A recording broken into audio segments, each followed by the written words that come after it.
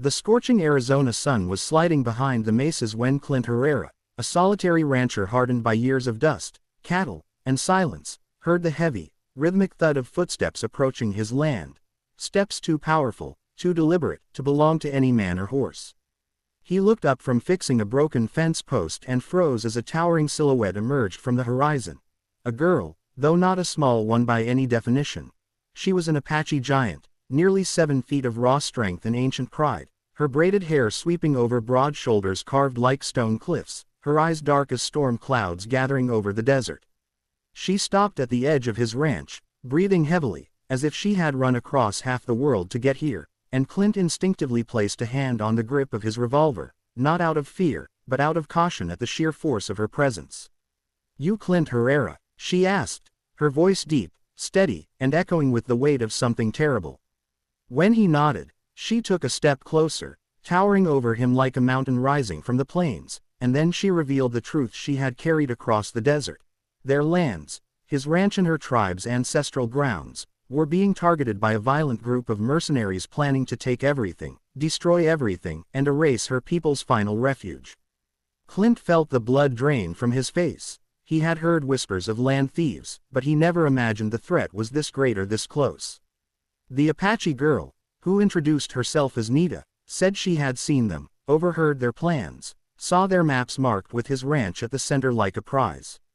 Clint, normally a man who trusted no one, found himself believing her instantly. Her fear wasn't spoken, it radiated like heat off her skin. She wasn't here to beg. She wasn't here to ask for help. She was here to warn him. But the devastating truth wasn't just that danger was coming, it was that the attack would start that night. Clint felt the weight of responsibility settle on his shoulders like a saddle for a long, merciless ride. His ranch wasn't just wood and cattle, it was his father's legacy, his mother's memories, and every ounce of sweat he had ever shed. But Nita's people, he realized, had far more to lose. Their tribe was shrinking, their sacred grounds already stolen piece by piece, and this attack would wipe out what little remained. He studied her, her posture proud, her jaw tight, her huge hands trembling just slightly, not with weakness but with a fierce urgency. "Why come to me?" he asked. "Your people don't trust outsiders."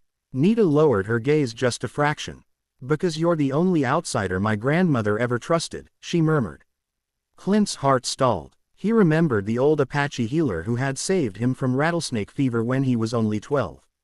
She had been small, wise, and carried a spirit bigger than the land itself. She said if danger ever returned to our people, Nita continued, I should go to the boy she called, the stubborn one with the good heart. She meant you. Clint swallowed hard. That woman had been the only person who had ever spoken to him like he mattered. Now her granddaughter was standing here, carrying her final message, her final hope. As the sun vanished and the sky deepened into violet, Clint made a decision he never thought he'd make. "All right," he said, tightening his belt. "If they're coming tonight, we won't let them take anything, yours or mine." Nita's eyes widened with relief, but she quickly masked it with determination. Side by side, they reinforced barricades, loaded rifles, set tripwires, and prepared for a battle they weren't sure they'd survive.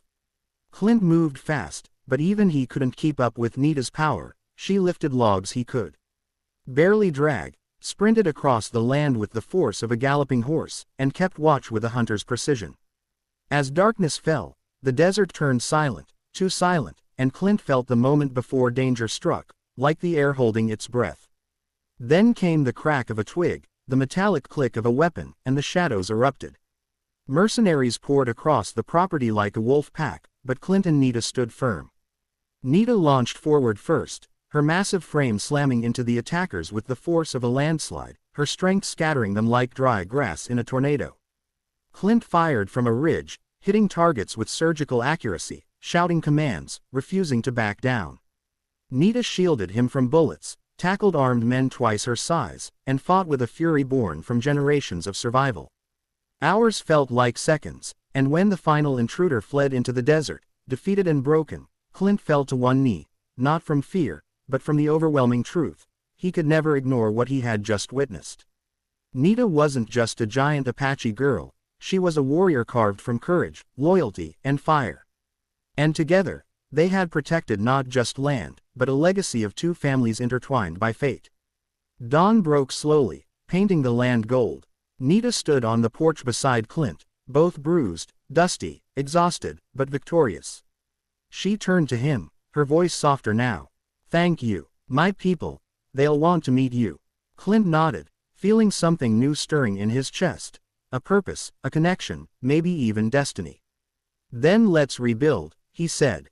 Together. And as the sun rose behind them, two worlds, once distant, now united, prepared for a future built not on fear, but on strength, loyalty, and hope.